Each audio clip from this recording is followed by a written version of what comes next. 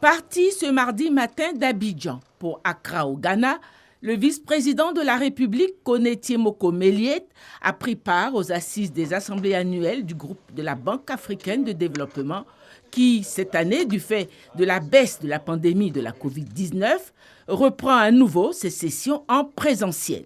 Le vice-président de la République, Koné Moko-Mélié, représentait le président de la République Alassane Ouattara à la cérémonie d'ouverture des assemblées annuelles de la BAD ce mardi matin dans la capitale ghanéenne. Il était accompagné de la ministre du Plan et du Développement, par ailleurs gouverneur de la Côte d'Ivoire auprès de la Banque africaine de développement, Niale Kaba. La cérémonie d'ouverture était présidée par le président du Ghana, Nana Akufo-Addo. Thème de ces assemblées annuelles 2022, parvenir à la résilience climatique et promouvoir la transition énergétique en Afrique. Ces assemblées annuelles sont couplées avec la célébration du 50e anniversaire du FAD, le Fonds africain de développement, qui est une institution de la BAD. La cérémonie d'ouverture a été suivie d'un panel qui a réuni les chefs d'État et de gouvernement présents et au cours duquel le vice-président Koné Moko-Mélié est intervenu au nom du président de la République, Alassane Ouattara.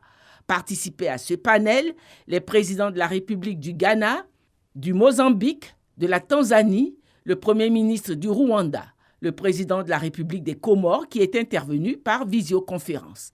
Le vice-président Koné Moko-Mélié a transmis les salutations du président de la République Alassane Ouattara à ses pairs chefs d'État. Il a félicité au nom du président de la République l'excellence des relations entre la BAD et la Côte d'Ivoire. La Côte d'Ivoire a toujours été une terre hospitalière et elle est heureuse d'avoir accueilli la BAD.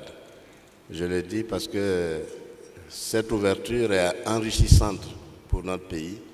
Et c'est quelque chose auquel le président Ouattara tient particulièrement, parce qu'il n'y a que de richesse que d'hommes, comme on le dit. Et si en plus, il se trouve que cette institution, dans son rôle et avec les besoins que la Côte d'Ivoire a pu exprimer, c'est quand même entre 2012 et 2019 près de 1700 milliards d'unités de compte que la BAD a prêté à la Côte d'Ivoire et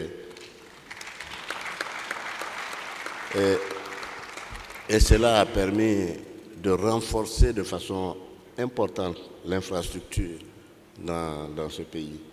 Je ne donnerai pas de chiffres, mais seulement des images.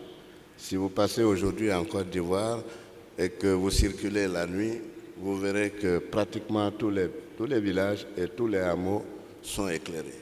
Même parfois quand il n'y a pas un monde extraordinaire. Et ça, c'est important. Si vous passez et que vous voyez le système d'adduction d'eau, l'eau courante coule un peu partout. Je crois que c'est des investissements sociaux très importants que le pays a pu faire avec l'aide de la BAD. Je terminerai par le programme social du président qu'il a soutenu et qui aujourd'hui fait la fierté de beaucoup d'Ivoiriens. Après avoir pris part à l'ouverture de ces assemblées annuelles, le vice-président de la République a regagné Abidjan en fin d'après-midi.